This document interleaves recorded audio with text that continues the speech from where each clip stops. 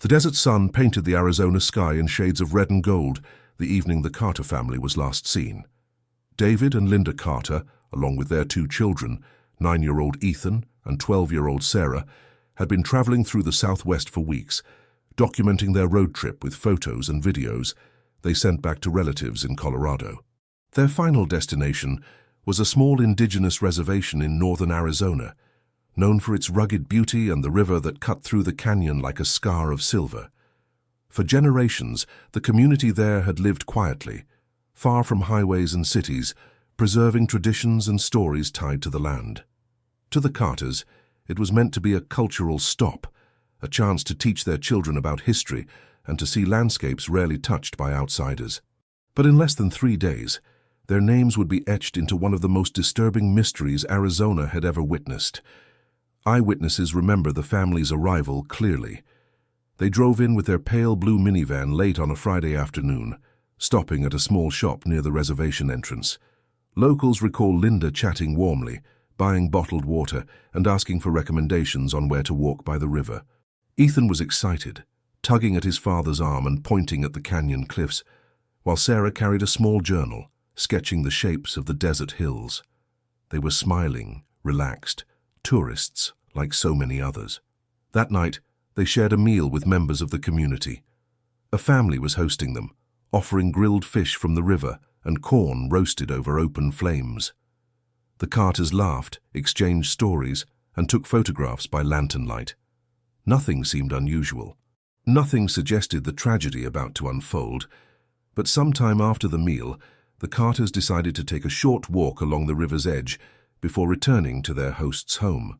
It was a warm summer night, the air filled with the sound of crickets and the gentle current.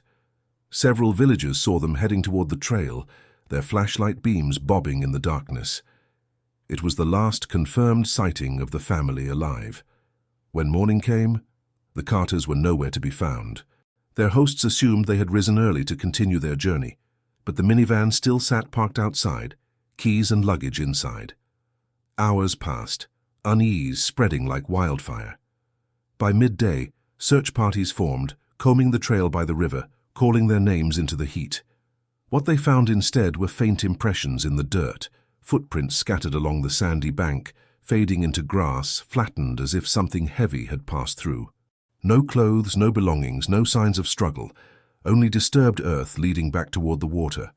Sheriff's deputies from the nearest town were called in. They spoke with locals, examined the van, retraced the family's last steps. But by nightfall, nothing more was discovered. The Carters had simply vanished. News of their disappearance spread quickly beyond the reservation.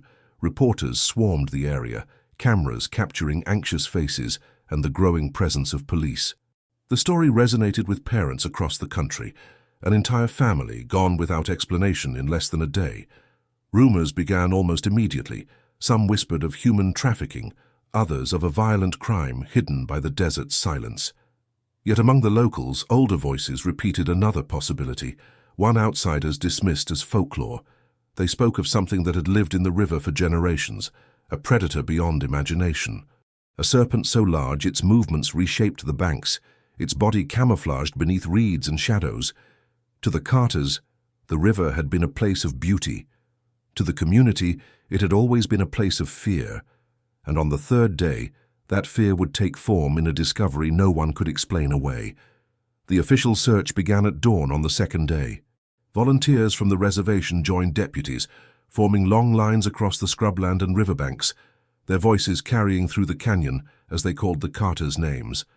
The sun climbed high, baking the ground, turning the search into an exhausting ordeal. Dogs were brought in from a neighboring county, sniffing for traces of clothing or belongings, but they struggled in the heat and shifting winds. At one point, a bloodhound picked up a scent near the river and barked furiously, pulling its handler toward the reeds. But when the team pushed through, they found nothing but muddy water swirling sluggishly. Every step seemed to lead to another dead end. By afternoon, helicopters circled above, their rotors chopping through the still air, scanning the canyon from the sky. From above, the area seemed vast and endless, the river snaking like a silver ribbon through the parched land. But there was no sign of the family. Not a movement, not a scrap of clothing, not even a reflection of something unusual in the water. Reporters latched onto the story, broadcasting live from the dirt road that led into the reservation. Their words painted a grim picture: a family's minivan abandoned, belongings untouched, an entire household gone as if the earth had swallowed them. Friends back in Colorado pleaded on national television for their safe return, while online forums lit up with speculation. Some believed they had wandered off trail and succumbed to the desert heat. Others suggested foul play, pointing to the isolation of the reservation and the lack of outside oversight. But on the ground, the community spoke in hushed tones of something older, something that couldn't be explained in rational terms. Elders recalled times when livestock had vanished overnight, when fishermen swore they saw ripples too large to be made by ordinary creatures. A few whispered the old word, one rarely spoken aloud: the name of the Serpent. Investigators dismissed such talk at first, focusing instead on a timeline. They confirmed the Carters had been seen by several witnesses after dinner, walking with flashlights. They confirmed the vehicle had not moved since their arrival. And they confirmed that all 4 passports, wallets and phones remained inside. They didn't run, one deputy muttered. They didn't pack. They didn't plan to leave. Something stopped them. As night fell on the second day, the atmosphere shifted. The canyon was silent in a way that felt unnatural, as though the usual chorus of insects and birds had been hushed. The river glistened black under the moonlight, its surface unbroken except for the occasional drift of reeds. The search was suspended for the night, teams returning with empty hands and heavy doubts. Sheriff Reynolds, leading the investigation, gathered his deputies. He rubbed his eyes, exhaustion clear, but his voice was steady. "Families don't just disappear," he said. "Tomorrow we bring in divers. We search the water." His words carried weight, though they unsettled many. The river had long been avoided after dark, even by the bravest fishermen. Locals warned against setting foot too close, telling stories of shapes beneath the surface, movements that followed silently before vanishing into the depths. But with no other leads, the water was all that remained. And early the next morning, when the divers slipped beneath the murky surface, what they found would change the course of the investigation forever. The divers entered the river at dawn, their wetsuits slick with condensation as they slipped beneath the surface. The water was darker than expected, heavy with silt, clouded by years of sediment carried down from the canyon walls. Visibility was poor, no more than a few feet ahead, forcing them to rely on touch and slow, deliberate movements. Ropes tied to their waists connected them to the surface team, a lifeline in case of emergency. As they descended, they discovered that the riverbed was far more uneven than charts suggested. Cavities in the stone created hollows and sudden drops, some large enough to conceal entire vehicles, others narrowing into jagged cracks. The current pulled hard, dragging silt into thick clouds, making it nearly impossible to see. After half an hour, one diver surfaced briefly, reporting finding branches and reeds twisted together in strange shapes, as though dragged into place by something powerful beneath the water. He admitted it could have been a natural formation, but his tone carried unease. The second dive brought an even stranger discovery. Near a bend where the current slowed, a diver found long gouges in the stone bed, parallel marks stretching for nearly 10 feet. They were too wide to be made by machinery, too smooth to be natural. "It's like something dragged itself along here," he said once he surfaced, his voice hushed. Theories spread rapidly. Some insisted the marks were remnants of old mining equipment, though no record supported that. Others muttered the same word the elders had whispered: serpent. Sheriff Reynolds took careful notes, refusing to endorse speculation, but privately he admitted to one deputy that the evidence was troubling. "Families don't vanish into thin air," he said. "If they were taken, this river knows how." By mid-morning, divers pressed farther downstream. It was there, in a shallow stretch near the reeds, that one of them spotted a pale scrap caught against a branch. Pulling it free, he realized it was fabric, part of a shirt sleeve, torn and waterlogged. On the surface, Linda Carter's sister confirmed the pattern immediately. It belonged to the blouse Linda had been wearing the night they vanished.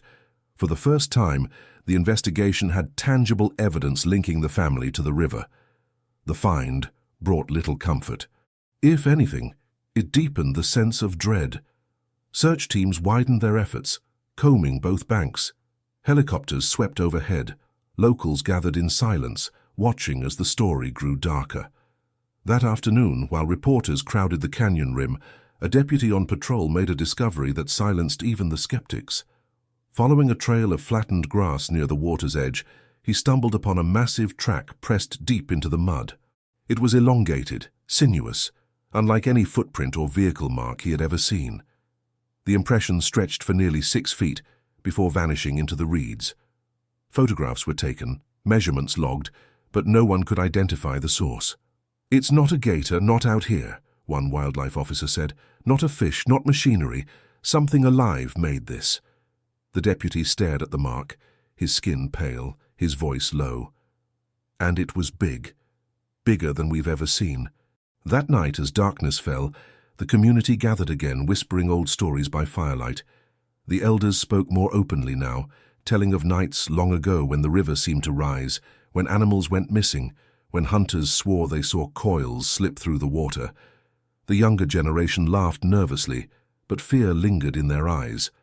The next morning, as the search resumed, fishermen heading out at dawn spotted something horrifying near the shallows. A massive shape lay half submerged by the reeds, its body unmoving, its stomach grotesquely distended. The fishermen froze in their boats as the shape came into view. At first, in the dim morning light, they thought it was a log, washed down from the mountains during the last storm. But as the sun rose higher, its scales caught the light, gleaming with a greenish-black sheen. The body was immense, thicker than a man's torso, stretching far into the reeds. What drew their eyes, however, was the grotesque bulge in its midsection, a swollen mound that rose unnaturally from its otherwise fluid frame. The men whispered in disbelief, their voices trembling. One reached for his phone, capturing shaky footage that would soon make its way across the internet and into national headlines. The giant snake, unmoving, seemed almost unreal, like something from a nightmare. Word spread quickly. Deputies, reporters, and locals rushed to the riverbank, forming a wide circle around the reeds. Sheriff Reynolds arrived minutes later, his face pale as he took in the sight. The snake lay motionless, its massive body draped across the grass, its mouth slightly open as though exhausted from a great struggle. "It's alive?" someone whispered. The sheriff turned to a biologist brought in from a nearby university. The man crouched cautiously, observing from a safe distance. "Barely," he murmured.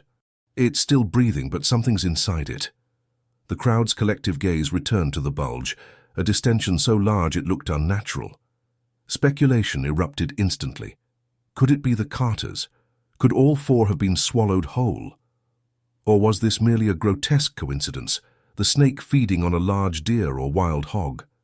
Cameras flashed, news crews broadcast live, narrating the scene with a mix of horror and awe. For hours, the snake did not move. Authorities debated what to do. Some argued it should be left alone, nature left to its course. Others demanded it be captured, studied, dissected. Sheriff Reynolds, facing pressure from both the family's relatives and the watching nation, made the call. "We take it in," he said. "We find out the truth." The logistics were daunting. Heavy equipment was brought to the riverbank. With ropes and nets, a team of wildlife officers slowly dragged the enormous serpent onto a flatbed truck, its body sagging under its own weight. The bulge shifted slightly, as though something inside had settled. Gasps rippled through the crowd. By the time the truck rolled out of the reservation, escorted by patrol cars and swarmed by reporters, the story had already gone viral. Headlines screamed across the country: "Family missing, giant snake found with bloated stomach in Arizona." At the county facility where the animal was taken, experts gathered to examine it under controlled conditions.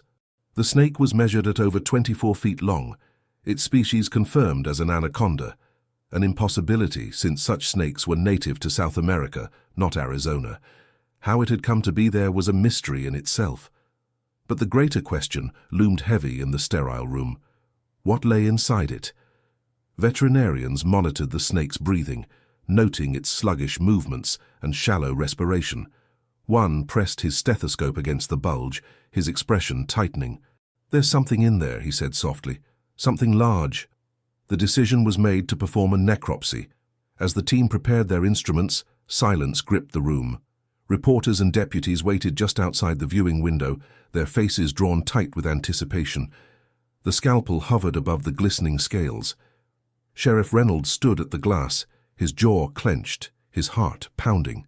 And then, as the blade was about to make its first incision, the bulge inside the snake moved, slowly, deliberately, sending a ripple through its entire body. The ripple stunned everyone in the observation room. For a moment, no one breathed. The massive body shifted again, a subtle roll beneath the scales, as if whatever was inside the snake was still alive.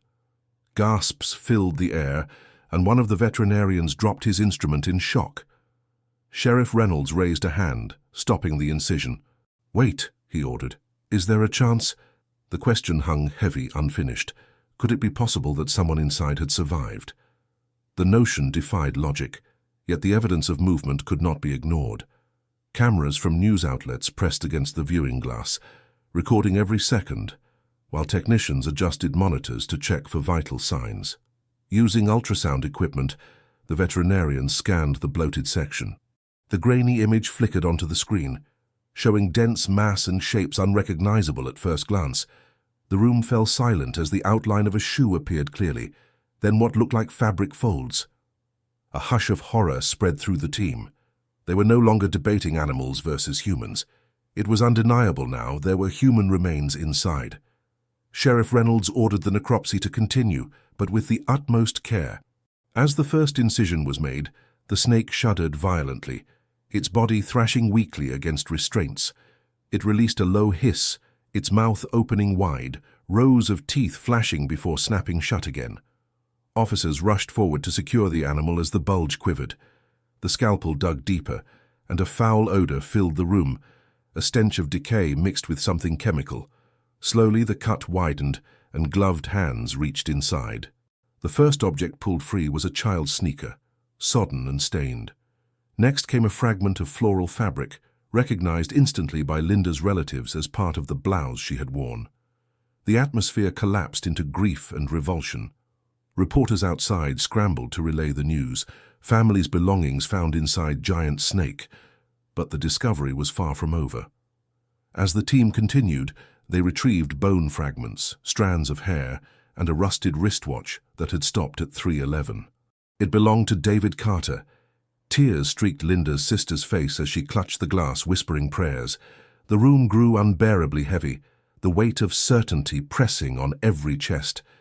The Carters had not simply vanished, they had been consumed. Yet even as the evidence confirmed the worst, questions multiplied. How could an anaconda, a species not native to Arizona, be thriving here? How had it grown to such a size unseen for years? And most unsettling of all, was this a single predator, or part of something larger, hidden in the river?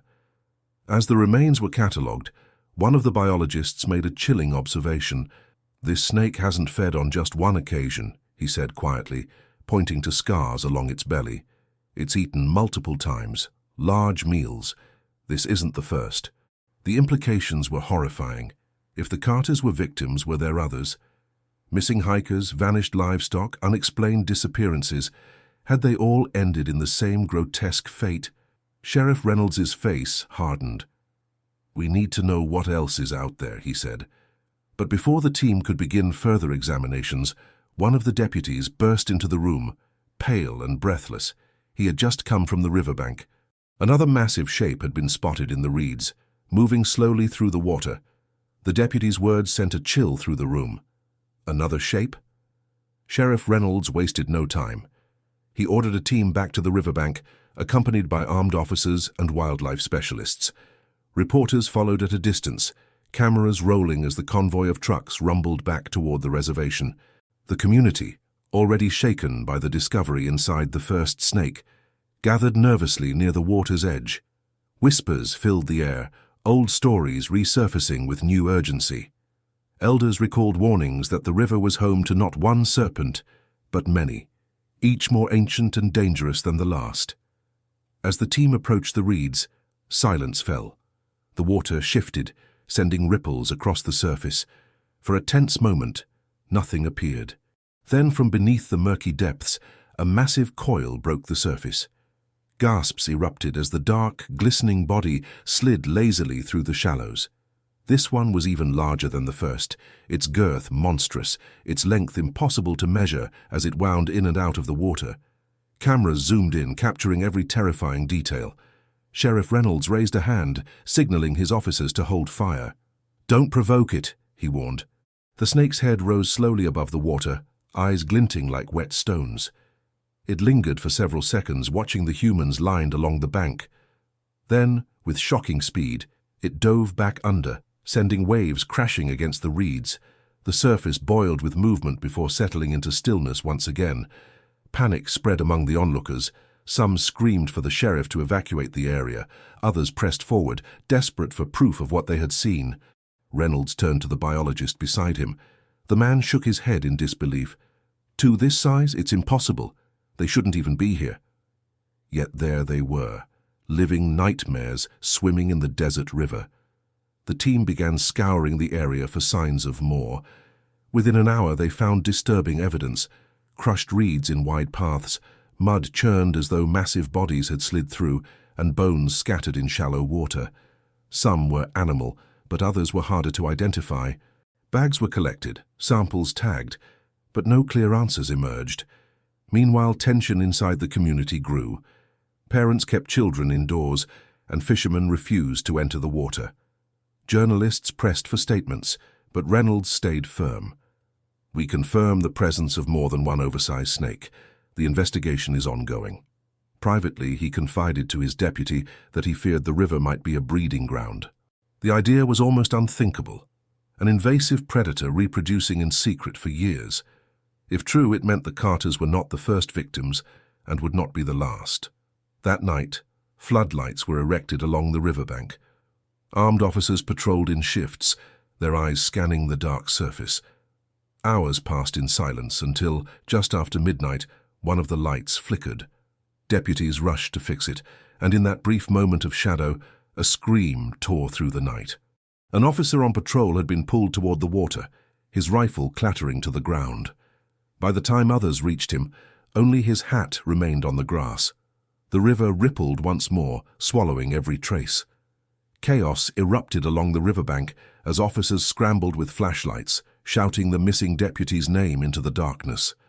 The water reflected their beams in fractured shards, but there was no sign of movement, no splash, no ripple, except the widening circles where he had vanished.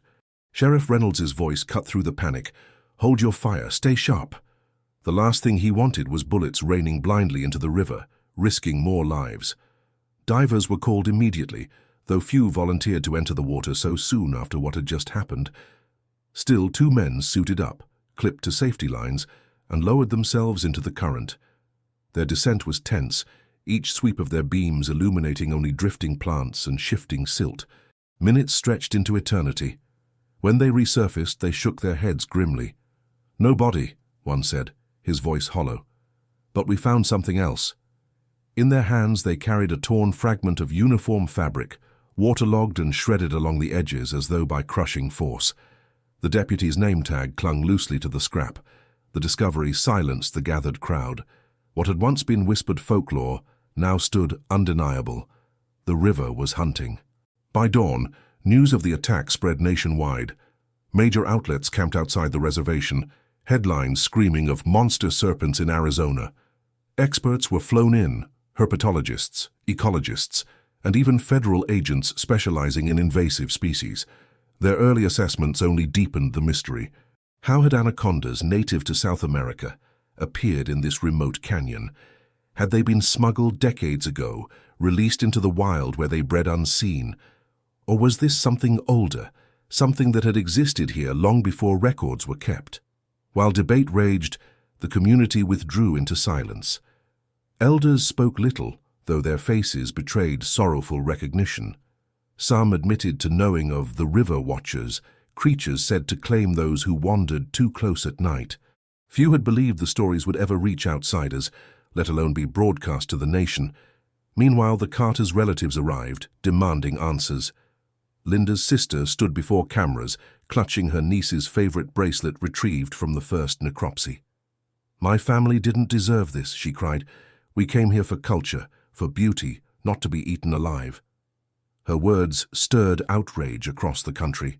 Politicians called for federal intervention, demanding the snakes be hunted down and exterminated. But Sheriff Reynolds knew it wasn't that simple.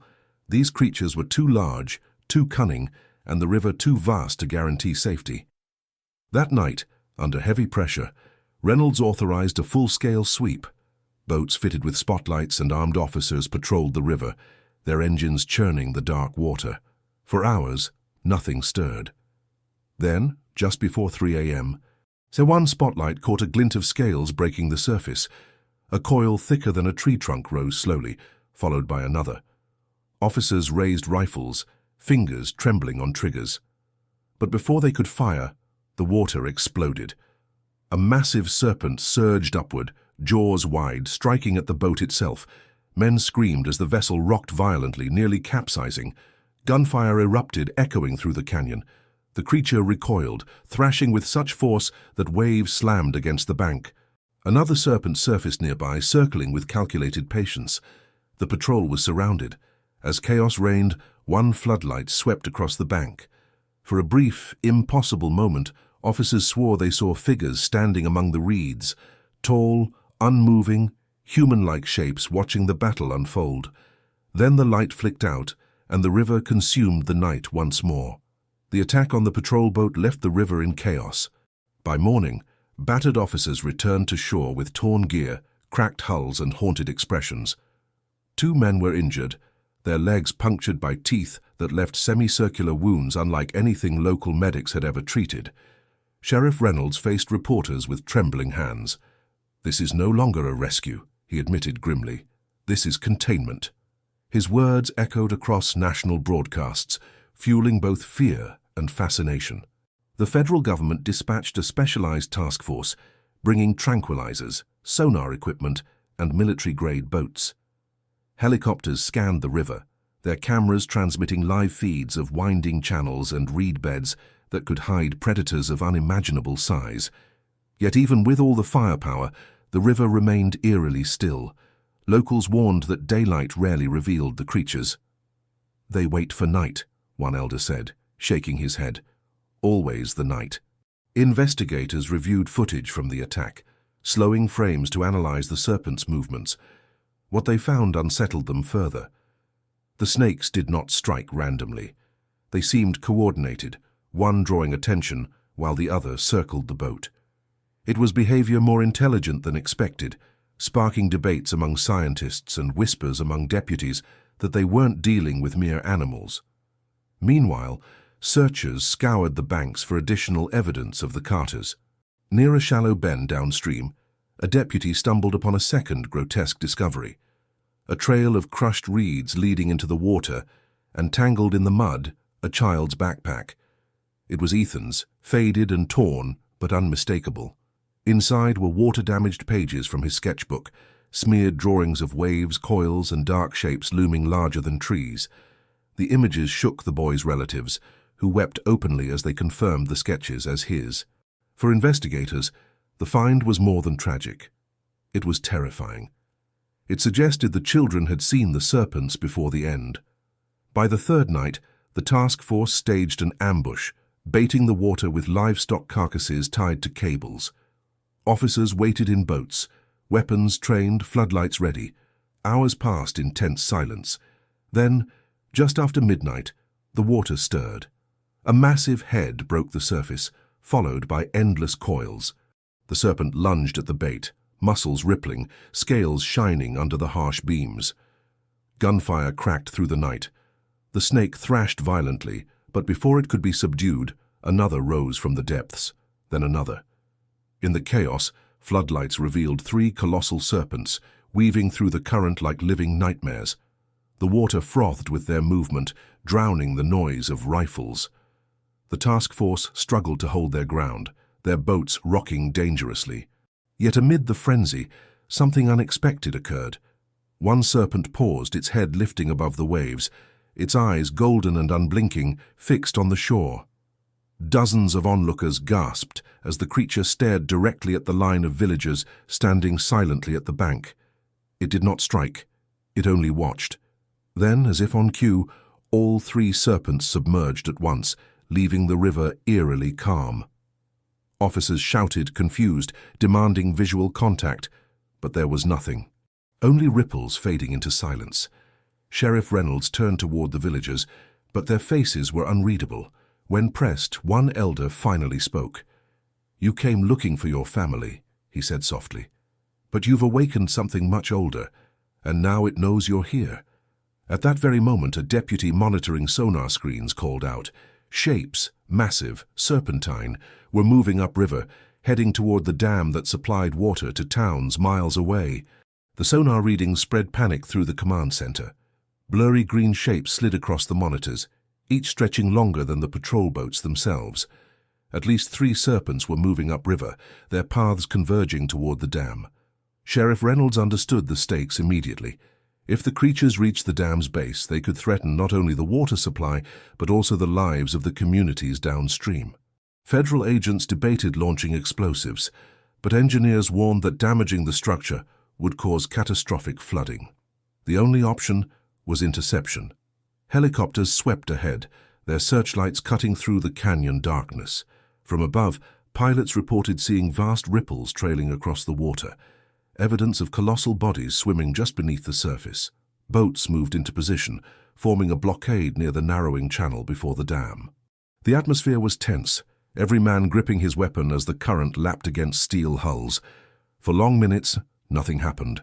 Then, without warning, the first serpent breached. It exploded from the water, mouth agape, slamming into a boat with bone-crushing force. Officers tumbled overboard, their screams swallowed by the rushing current. Gunfire erupted, echoing off the canyon walls. Bullets tore into scales, but the beast recoiled only slightly before diving again. Another boat shook violently as a second serpent slammed from below, lifting it halfway out of the water before dropping it with a crash. Panic spread. Helicopters fired flares, lighting the river in bursts of red and white. The serpents moved with terrifying coordination, circling the blockade like predators toying with prey. Amid the chaos, one of the floodlights illuminated something shocking, scars running along the lead serpent's body, deep gashes that seemed old, healed over time. It had fought before and survived. Officers tried deploying nets and cables, but the serpents ripped through them effortlessly. Then came a moment no one could explain. As one serpent raised its head above the waves, its eyes fixed on the dam. It lingered there, unblinking, before releasing a guttural hiss that reverberated across the canyon like thunder. The other 2 followed, circling tighter, their bodies coiling as though preparing for something larger than an attack on the boats. "They're not feeding," one biologist shouted over the radio. "They're communicating." His words were drowned by another surge of chaos. A patrol boat was dragged under, swallowed whole by the churning water. Helicopter footage captured the final moments before it sank, a massive coil tightening around the vessel like a fist. Families of the missing officers would later watch those images in horror, demanding answers. But answers were scarce. On the shore, the villagers stood in silence, their faces lit by the glow of floodlights. When pressed, one elder finally whispered, "They guard the river, always have. And now they guard what lies below." Federal agents ignored the warning, pressing harder with artillery. Explosions ripped through the water, sending plumes skyward. For a moment it seemed the serpents had vanished. The river stilled, silence hanging heavy in the night. Then sonar screens lit up again, showing not 3 shapes but 5, larger, deeper, moving toward the surface. Officers shouted in disbelief. The blockade had not weakened the threat. It had multiplied it, and as the monitors tracked the serpents rising together, a chilling realization spread. The river wasn't just home to these creatures, it was their domain, and something far worse was coming up from the depths. The sonar images glowed like an omen in the dim command tent.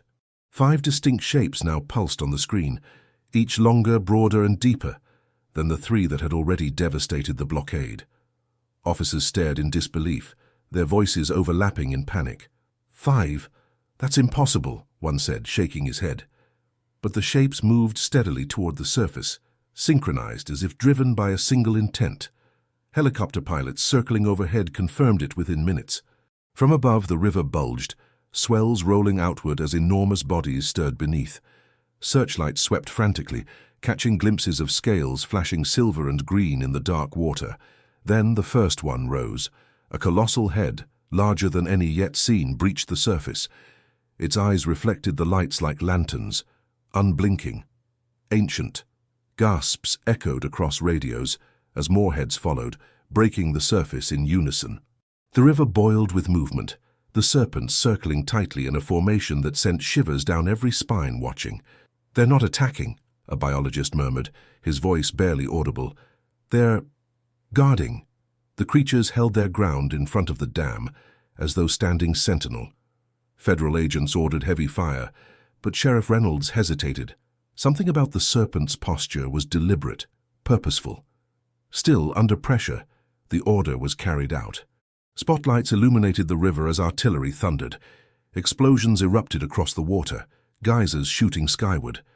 For a heartbeat, the river went silent. Then the retaliation came.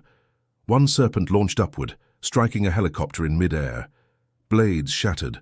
The machine spiraled into the canyon with a deafening crash. Panic rippled through the task force. Boats scrambled, gunfire rattled, radios screamed with overlapping commands. Yet even in the chaos, observers noticed something unnerving. The serpents did not break formation. They endured the barrage, their focus fixed on the base of the dam. One of the engineers monitoring the structure gasped as alarms blared. "Pressure readings spiking, something's happening below the foundation." Divers, refusing to enter the water, used remote cameras to survey the dam's base. What the grainy footage revealed defied comprehension. Massive tunnels stretched beneath the riverbed, carved smooth as though by centuries of movement. The serpents weren't simply living here. They had built a labyrinth beneath the canyon, their domain expanding silently for generations. And the Carters, along with others who had vanished over the years, may have stumbled too close to its entrance. Sheriff Reynolds felt the weight of realization. "They're not just snakes," he whispered to his deputy. "They're keepers of something below." As the words left his mouth, the sonar screen flashed red. The 5 shapes previously circling near the surface began descending in unison, slipping back into the tunnels beneath the dam. The river calmed, eerily still, leaving only debris from the battle floating in silence. For a moment, hope flickered that the danger had passed. But then the ground trembled. Monitors in the command tent spiked with seismic readings, vibrations rolling through the canyon floor. Engineers shouted, scrambling over consoles. "The tunnels, they're shifting, something bigger is moving." Cameras aimed at the riverbed captured clouds of silt billowing upward as if the earth itself was breathing. And then, just as silence threatened to smother the moment, a massive shadow filled the entire frame of the screen. Larger than all the others combined, it moved with deliberate slowness, coiling with unfathomable weight. Officers stared in paralyzed awe as the outline of a serpent unlike anything seen before rose from the depths. It was no longer a question of survival. It was a revelation. Something older, something colossal, had awoken beneath the river, and it was rising. The river swelled as if an ancient leviathan stirred beneath it. Floodlights quivered on the surface, their beams fractured by rolling waves. Men shouted orders into radios, but their words were drowned by the roar of churning water. All eyes were fixed on the widening shadow rising from the depths. When it broke the surface, silence gripped the canyon. The serpent was unlike the others, vast beyond measure, its body thick as an oak tree, its scales scarred with pale streaks that glistened like old wounds. Its head alone was the size of a small car, its jaws opening to reveal teeth curved like ivory hooks. It lingered, half submerged, unblinking as helicopters circled desperately above. The air vibrated with its presence, as though the canyon itself acknowledged the creature's dominion. Scientists and agents stared in stunned disbelief. "This isn't just an animal," one biologist whispered. "This is something primordial." Sheriff Reynolds felt his knees weaken. The Carters, the deputy, the livestock, all the disappearances were suddenly dwarfed by the enormity of what loomed before them. This was not a predator born of chance. It was the apex of something older than memory. Panic threatened to break the fragile standstill. Federal agents demanded authorization to fire heavy artillery. Engineers warned of damage to the dam. Villagers whispered prayers, their faces pale in the glow of the floodlights. Then the creature moved. With slow, deliberate grace, it coiled around itself, the water swirling as though drawn into its orbit. Smaller serpents surfaced alongside it, circling like sentinels around a king. The sight chilled every observer. The others weren't rivals. They were guardians. The Leviathan raised its head higher, tilting toward the dam. Monitors spiked again as seismic tremors shook the ground. "It's destabilizing the foundation," an engineer shouted. Alarms blared, red lights flashing across the command tent. If the dam failed, entire towns downstream would be engulfed. The order came. "Do whatever it takes! Stop it!" Artillery thundered, missiles streaked across the night, explosions lighting the river in fire. Smoke rose, flames licked the water. The roar of destruction filled the canyon. But when the haze cleared, the serpent still loomed, scales scorched but unbroken, eyes burning with an unnatural light. It opened its jaws, releasing a guttural hiss that rattled metal and bone alike. Then, to the horror of all who heard it, the hiss shifted into something almost intelligible, a resonance that mimicked words. Analysts replaying the recording later swore they heard a phrase buried in the sound, distorted but clear enough to chill the blood. "You should not have come." The statement silenced even the most skeptical. This was no mere animal. This was intelligence. Sheriff Reynolds' mind reeled. What had the Carters encountered that night by the river? Had they stumbled into the path of not just predators, but beings that saw themselves as rulers of this domain? The Leviathan sank slowly back into the depths, its coils vanishing into the tunnels beneath the dam. The smaller serpents followed, leaving only silence and drifting debris. Relief was short-lived. Moments later, a deafening crack split the night. Concrete groaned. A fissure spread across the dam's wall, water seeping through in thin streams.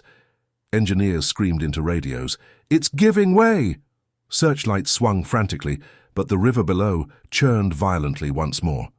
And then, from the depths, the glow of dozens of golden eyes appeared, rising toward the surface. The fissures in the dam widened as water forced its way through, spraying into the night like bursts from a broken artery. Alarms wailed, engineers shouting over the din, trying desperately to stabilize the structure. Meanwhile, the river below seethed with motion. Golden eyes surfaced by the dozens, glowing faintly in the floodlights like lanterns emerging from hell itself. Officers froze, their weapons raised but useless in the face of sheer numbers. This was no longer just a handful of serpents. It was an entire colony. Sheriff Reynolds could only stare in disbelief as coils upon coils writhed beneath the surface, each movement creating waves that battered the banks. "There must be hundreds," a deputy whispered, his voice shaking. Biologists tried to count, but the shapes overlapped, impossible to separate. It was clear now that the Carters had not simply been victims of chance. They had stumbled into the heart of a hidden world, a sanctuary that had thrived beneath the canyon for generations, undisturbed until the modern search invaded its domain. Floodlights illuminated the mass as serpents rose higher, revealing scars, pale streaks, and wounds that suggested not just survival but battles over centuries. Some bore deformities, extra coils, warped jaws, monstrous adaptations of a lineage that had grown unchecked. "They've been here longer than we have," one scientist murmured. "This river has belonged to them all along." Panic swept the shoreline as families from the reservation screamed for evacuation. But the elders did not move. They stood solemnly, whispering words in their own tongue. Prayers passed down for centuries. One elder turned to Reynolds, his eyes full of grim certainty. "You have broken the pact," he said. "Now they will remind us who rules." As if on cue, the largest serpent surfaced again, its massive head rising alongside the dam. It pressed its scarred body against the concrete, and the entire structure shuddered with a thunderous crack. Engineers scrambled, radios blaring evacuation orders to downstream towns. But even as chaos surged, something stranger unfolded. The serpents did not attack the people directly. Instead, they circled the dam, weaving in patterns that looked almost ritualistic, their coils forming spirals that churned the current into whirlpools. Observers were struck silent. It was as if the creatures were performing an ancient dance, one that predated human memory. Helicopters hovered above, recording every second, their footage broadcasting live across the country. Millions watched in horror as the ritual continued, speculation exploding online. Were these creatures intelligent, communicating through movement? Or were they simply following instinct older than time itself?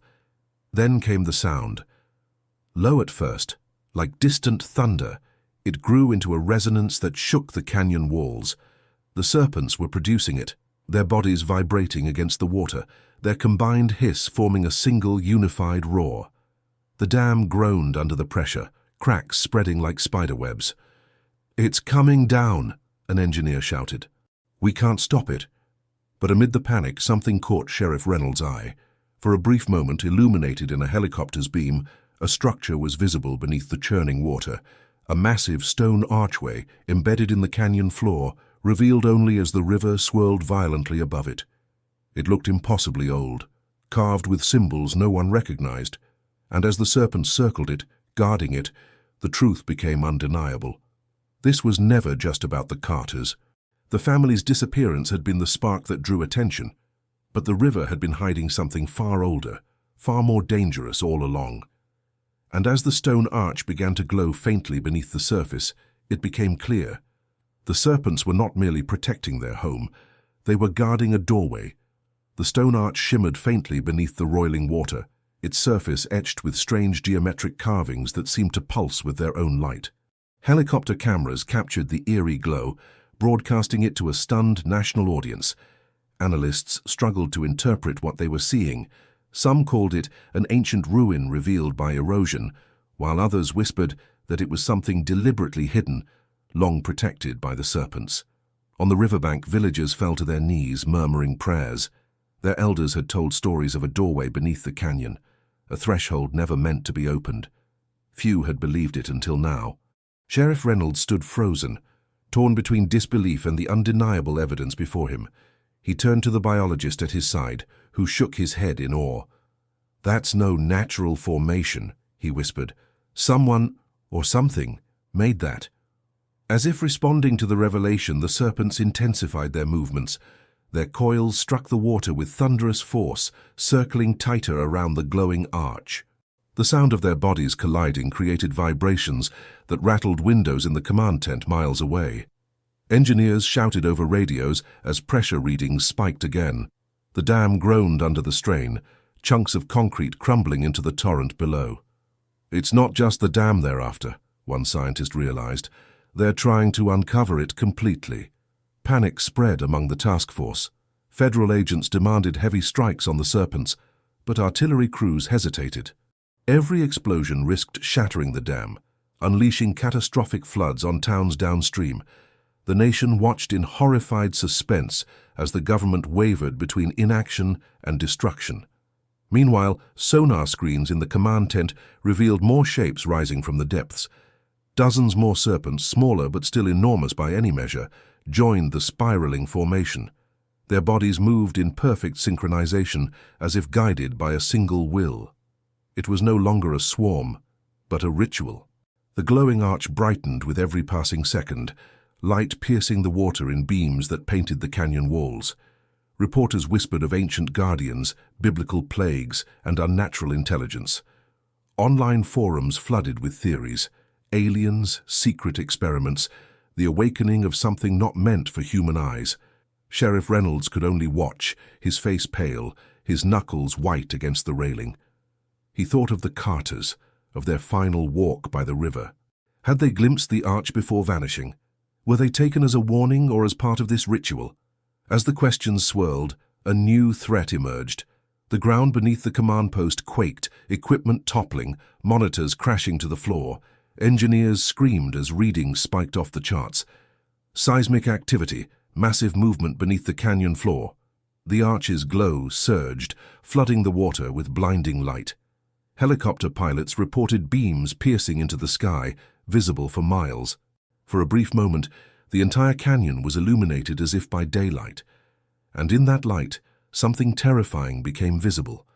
Beyond the arch, deep in the shadows, was not emptiness, but a cavern, vast, hollow, stretching farther than the cameras could capture. And within that cavern, coiled around pillars of stone, were shapes too large to comprehend. Larger than the Leviathan already seen, larger than anything thought possible. As the light rippled, one of those shapes shifted. A massive eye opened in the darkness, golden and ancient, staring directly through the archway into the human world. Sheriff Reynolds staggered back, his breath catching in his throat. "Dear God," he muttered. "There's more." The canyon shuddered again, louder this time. The archway's carvings flared with brilliance. And then, with a sound like breaking stone, the first crack split across its frame, as if the doorway itself was preparing to open. The crack that split across the stone arch sent a shockwave through the canyon, a sound like thunder rolling beneath the earth. Floodlights flickered, and the air itself seemed to vibrate. Soldiers and agents on the riverbank staggered, clutching their ears as the serpents let out a unified hiss so loud it rattled steel. It was as if they were chanting, their voices merging into one relentless resonance that made the ground tremble. The arch glowed brighter, its carvings pulsing in rhythm with the serpent's movements. Sheriff Reynolds shouted for everyone to fall back, but many stood frozen, transfixed by the spectacle. The helicopters hovering overhead reported seismic activity increasing. "It's not erosion," one engineer cried. "The structure isn't collapsing, it's activating." Panic surged through the command post. Some demanded heavy explosives to destroy the arch before it fully opened, while others warned that such a strike might trigger an uncontrollable collapse of the canyon walls and the dam itself. Reynolds found himself at the center of a storm of conflicting orders, his own mind caught between the duty to protect lives and the realization that they were witnessing something beyond human understanding. The serpents tightened their formation, spiraling faster around the arch, their coils carving whirlpools into the river. The water level dropped visibly, as though being pulled downward into the glowing fissure. One biologist pressed his face against the glass of the command tent, his eyes wide with terror. "They're not protecting the doorway," he whispered. "They're feeding it." Cameras caught the moment the arch cracked again, wider this time, spilling beams of white light that reached across the canyon floor. Through the widening gap, glimpses of the cavern returned. Shapes stirred in the shadows, colossal coils shifting, the sound of stone grinding echoing faintly across the water. A low moan reverberated through the air, neither entirely natural nor entirely alien, shaking every bone in those who heard it. Then came the smell. A foul stench, ancient and suffocating, wafted from the arch, as if the very air of that hidden cavern was seeping into the human world. People gagged, some dropping to their knees, covering their mouths. Animals in the reservation howled and bolted. Lights flickered as power systems struggled under the strain of interference. "This isn't just a door," one of the scientists gasped. "It's a threshold between worlds." Online, millions watched live streams in disbelief, the footage spreading faster than officials could contain. Conspiracy forums lit up, theories exploding, a lost civilization, government experiments, biblical prophecy, but none of it could change what was unfolding in real time. Sheriff Reynolds grabbed the radio. "We have to shut it down," he barked, but as he turned to issue commands, a deafening roar rose from the river. The giant Leviathan serpent breached once more, towering above the dam, its eyes glowing brighter than ever. It fixed its gaze on the humans gathered along the bank, then turned back toward the arch as if acknowledging its true master. The arch cracked a third time, this one so violent it sent a spray of water skyward. The fissure was wide enough now that something on the other side began to press through. At first it looked like a coil, but it was broader than any serpent seen yet, the sheer scale beyond comprehension. Floodlights bent across its surface, revealing skin marked not with scales, but with ridged armor, glistening wet as though it had never seen light until now. Soldiers opened fire, rounds clattering uselessly off its hide. The arch groaned louder, splitting further. And then, with a sound that silenced the world, a claw, massive, jagged, and impossibly ancient, forced its way through the crack. The claw scraped against the arch, stone shattering in cascading fragments as the unseen creature forced its way forward. Sparks of unnatural light crackled where it touched the carvings, as though the threshold itself resisted, yet yielded with each heave. The serpents writhed in frenzy, hissing in unison, their bodies slamming the water in a cadence that echoed like war drums. Reporters captured every second, their footage streaming live to millions who watched in horrified silence across the globe. Sheriff Reynolds gripped the railing of the command post so tightly his knuckles turned white. He had witnessed the Carters vanish, his own deputy dragged under, and the Leviathans themselves.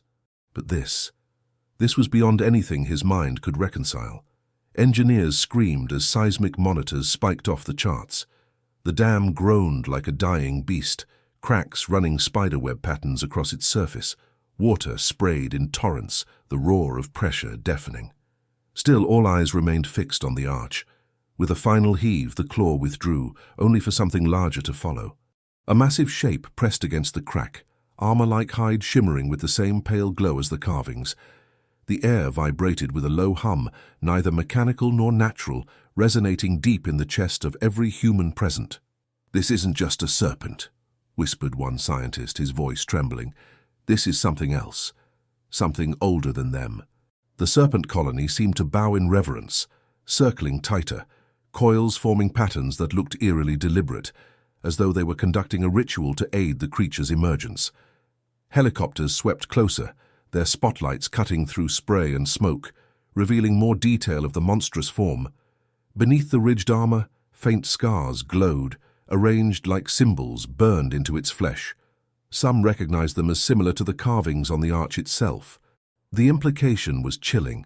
The serpents were not guarding the doorway. They were serving what lay beyond it. Panic erupted among the task force. Agents screamed for permission to detonate explosives, to collapse the canyon entirely and bury the arch before it opened further. Others warned that such an act could doom every town downstream, unleashing a flood that would kill thousands. Sheriff Reynolds felt the weight of decision crush him. Destroy the dam and save countless lives, or let the doorway open and risk something even worse. His indecision was shattered when the arch split wider with a deafening crack. A massive eye peered through, golden and immense, larger than a man's torso. It blinked once and the canyon went silent. Radios died, floodlights flickered out, helicopters lost power and spiraled dangerously before stabilizing. The creature had exuded an energy that crippled everything electrical. "It's emitting an EMP," an engineer shouted. The command post fell into chaos, powerless, lights sputtering into darkness. On the riverbank, villagers clutched one another, their elders chanting prayers older than memory. Their voices rose above the hiss of serpents, clashing in a desperate attempt to hold the threshold closed. But the arch continued to widen. The claw returned, curling around the stone, prying it further apart. Water rushed into the opening, disappearing into the cavern beyond. And then came the sound, low, guttural, ancient, something between a roar and a word. Those who heard it swore later it carried meaning, though no one could agree on the exact phrase. Some believed it said freedom. Others insisted it whispered hunger. Sheriff Reynolds staggered backward, staring at the arch as realization sank in. The Carters had not been merely victims. They had been the first witnesses. The doorway had waited for centuries, and their disappearance had been the sign of its awakening. Now the threshold was opening, and nothing could stop what was coming through. Darkness fell across the canyon as the arch pulsed with light, each crack widening into a jagged wound against the stone. The claw retreated for only a moment, replaced by the slow press of a massive body forcing its way through. Water roared into the opening, vanishing into the abyss beyond as if drained into another world. The serpents circled faster, their coils forming spirals that churned the current into a violent whirlpool. They no longer resembled predators. They were acolytes, worshippers in a ritual too ancient for human comprehension. Helicopters hovered helplessly, their instruments failing one by one as the creature's energy field disrupted electronics. Cameras flickered to black, transmissions cutting out mid-sentence, leaving millions of viewers staring at blank screens. Only those on the ground still witnessed the nightmare firsthand. Sheriff Reynolds clung to the command post railing, his face ghostly in the glow. Engineers shouted warnings. Pressure gauges on the dam were spiking, the structure seconds from catastrophic collapse. Yet their words felt distant, drowned by the low, resonant hum filling the air. It was not sound in the ordinary sense, but vibration that rattled bones and teeth sinking into marrow. "It's calling," whispered a scientist, his eyes wide. "It's calling to something beyond." The arch split wider, and for the first time, the head of the creature emerged. It was monstrous, dwarfing even the leviathans that had terrorized the river. Its armored hide glistened wet, etched with glowing scars that resembled runes. Its maw was lined not with teeth, but jagged protrusions that clinked like stone grinding against stone. It exhaled, and the air reeked of sulfur and decay, forcing men to gag and stumble back. For a moment, all movement ceased. The serpents froze mid-coil. Villagers silenced their prayers. Even the dam's groans quieted. The world seemed to hold its breath. Then the eye appeared again, golden, vast, unblinking. It scanned the canyon with intelligence undeniable. It was not an animal. It was a presence, conscious and deliberate. Sheriff Reynolds felt it pierce through him, a gaze that stripped him bare, dredging up every fear and memory. He staggered back, whispering hoarsely, "It sees us." The elders dropped to their knees, chanting louder, their voices rising against the hiss. The words were old, their meaning lost to most, but the desperation was clear. They were not praying for victory. They were begging for delay. Federal agents, rattled by fear, made their final gamble. With the last operational equipment, they authorized explosives along the canyon rim. Charges detonated, fireballs lighting the night sky. Rock collapsed into the river, sending shockwaves across the surface. For a moment the arch flickered, its glow dimming. Hope surged, but the creature roared, the sound shattering eardrums, toppling men to the ground. The rubble dislodged as if swept aside by an unseen force, the arch glowing brighter than before. The attempt had only angered it. Water surged higher, spilling over the weakened dam. Engineers screamed into radios, ordering immediate evacuations downstream. "We're out of time," one cried. Yet no one moved. They were rooted in place, staring as the creature pressed harder, its colossal shoulders wedging into the opening. Sheriff Reynolds turned to his deputy, voice trembling. "If that thing comes through, it's not just the Carters we lose. It's all of us." The deputy opened his mouth to respond, but his words were drowned by a new, chilling sound. From deep within the cavern beyond the arch, something else answered the creature's call. A second roar, deeper, older, echoing like thunder from another world. And with that echo, the arch cracked wide enough for the impossible to pass. The second roar reverberated through the canyon, deeper and more resonant than the first, shaking loose rocks from the cliffs and sending them clattering into the river. People clapped their hands over their ears, some collapsing to the ground as the sound burrowed into their skulls. Floodlights shattered, plunging the banks into near darkness, broken only by the glow radiating from the arch. Sheriff Reynolds steadied himself against a railing, his breath ragged. "There's more than one," he whispered, the weight of realization sinking into his bones. The colossal serpent pressing through the arch hissed in reply, a thunderous vibration that seemed to welcome the second voice from beyond. The colony in the river responded instantly, their bodies weaving into new patterns, spirals collapsing into tight coils, their ritual accelerating as if summoning reinforcements. Cameras long since disabled left only eyewitness accounts to describe what followed. A fissure split wider across the dam as seismic waves shook the foundation. Engineers screamed for retreat, shouting that the structure was seconds from total collapse, but few could tear themselves away from the horror unfolding. The arch pulsed brighter still, beams of white light spilling outward like searchlights. Through the widening threshold, shadows writhed, coils thicker than highways, eyes blinking in the dark, movements so massive they made the visible leviathan look small by comparison. Scientists watching from the ridge struggled to comprehend. "This isn't just a nest," one muttered. "It's a civilization." The idea silenced even the most hardened agents. Civilization, not monsters, not mere animals, but something organized, deliberate, intelligent. Sheriff Reynolds turned toward the villagers. The elders' chants had reached a fever pitch. their voices cracking as tears streaked their faces. One finally broke from the circle, rushing to the sheriff's side. His voice shook with urgency. "You don't understand. They were never just snakes.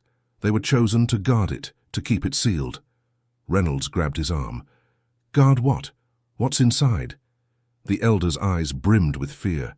"A hunger older than the desert. And you have woken it." Before Reynolds could reply, the dam gave a violent shudder. Concrete split in a jagged crack that roared louder than any gunfire. Water surged through, tearing chunks of the structure away. Alarms blared, engineers screamed into dead radios. In seconds, the wall that had held the river for decades began to collapse. A tidal surge exploded downstream, sweeping away everything in its path. Officers ran, villagers fled for higher ground, and helicopters rose unsteadily into the smoky night. But the Serpents did not scatter. They converged tighter around the arch, their bodies embracing the flood as if fueling the ritual.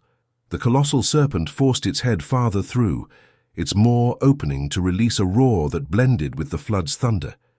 And then, from within the glowing threshold, the second voice grew louder. The water swirled, parting for a shape too large to comprehend. For an instant, its head broke the plane of the doorway. Larger than a house, armored and glistening with slime, its golden eyes burning like twin suns. Sheriff Reynolds fell to his knees, his voice breaking as he muttered, "There are two of them." But even as that truth sank in, the glow brightened to blinding intensity. And beyond the two giants, deeper in the cavern, more eyes began to open. The canyon dissolved into chaos as the arch burst with light, a flood of brilliance so intense it blinded every camera, overwhelmed every sensor, and scorched into the eyes of all who looked directly at it. The dam crumbled in a final roar, concrete snapping like brittle bone, unleashing a torrent that surged downstream with apocalyptic force. Entire patrol boats vanished in an instant, swept into the boiling river. Helicopters scrambled into the air, their rotors chopping frantically as waves hammered against the canyon walls. Yet even through the chaos, all eyes remained fixed on the threshold. Through the widening crack, the colossal forms pressed forward. Two leviathans already half emerged, their coils glistening, their golden eyes blazing with unnatural fire. And behind them, in the shadows of the cavern beyond, dozens more pairs of eyes blinked open, stretching into the darkness like constellations in an alien sky. Sheriff Reynolds stumbled back, his boots slipping in the mud as he watched the impossible scene unfold. His mind reeled with the truth. The Carters had never been the true story. Their disappearance was a spark, a warning, a lure that drew the world's attention to the river. The real story was older, buried, and now unleashed. The serpents in the river were guardians, not invaders. They had circled the arch for generations, keeping what lay behind it contained. But human intervention, relentless and arrogant, had broken the balance. The doorway was opening, and nothing on earth could close it now. The glow dimmed briefly, enough to reveal more detail within the cavern. Enormous coils wrapped around stone pillars, ridged armor shimmering with unnatural light. The creatures' bodies stretched beyond sight, their sheer scale dwarfing the canyon itself. And then came the sound, the low, guttural resonance of many voices rising in unison. It was not a hiss, not a roar, but something deeper, a chorus that reverberated through the marrow of every witness. Some swore later it was language, though no one could agree on the words. To some, it said freedom, to others, dominion, to others still, a single chilling word, hunger. The villagers fell silent, their chants ending as despair overtook them. One elder wept openly, his voice breaking, "It is too late!" Helicopters fled, pulling back to a safe distance, their cameras still transmitting live images that stunned the world. Across the United States, millions sat frozen in their living rooms, watching the end of certainty. The footage showed the threshold widening, water cascading into it, serpents circling like soldiers at attention. And through the archway, the colossal shapes began to move forward. Engineers screamed evacuation orders downstream, but they came too late. The floodwaters swept into sleeping towns, carrying with them debris, serpents, and something far older. Sheriff Reynolds collapsed to his knees, his eyes fixed on the glowing fissure. He thought of the Carters, of Ethan's backpack and Sarah's sketches, of Linda's blouse and David's watch. They had been the first to vanish, but now their story was swallowed by something far larger, a truth too immense to comprehend. The ground shook one final time as the arch flared with searing light, and then the live broadcasts cut to static. What happened next would never be fully known. Survivors told fragments, waves that swallowed highways, golden eyes glimpsed through mist, shadows stretching across the desert. But no official report could explain what had risen from the river that night. The Carters became a footnote, their tragedy consumed by a legend reborn, and somewhere in the ruins of the canyon, beneath a sky heavy with smoke, the threshold still glowed faintly, waiting for the rest of its guardians to emerge. It was not the end of the story. It was only the beginning.